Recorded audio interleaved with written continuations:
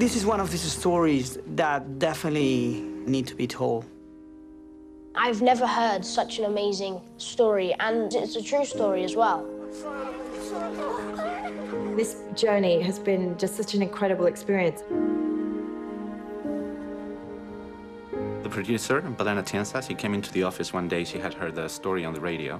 This woman started to talk about her story and the story of her family. It was Maria, and her voice was really something. I mean, I couldn't stop listening. The way she was telling the story was so engaging. She actually appeared in the office with tears in her eyes. She was very moved.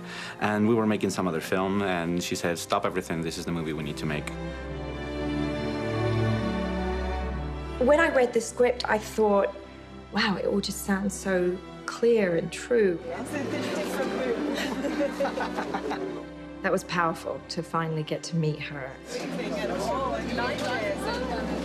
What I've been living during the whole time there in the tsunami, I thought it was very universal. Everything that happened there touched very deep emotions that belongs to the humanity in tough moments.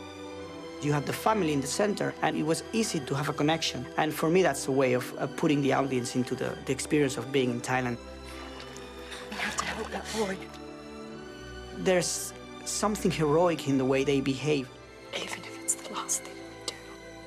The way this mother, the decisions she chose, there was something heroic in that. She's an incredibly strong and courageous woman. I mean, how she survived physically, but emotionally, it's an inspiration.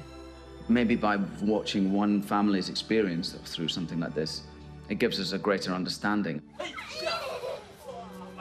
We like to see these kind of stories because it tells us a lot about ourselves. It's about how our family survived through the tsunami and about how they made it together as a family. I was there years ago. We were just human beings, people helping people. That is what the story is about.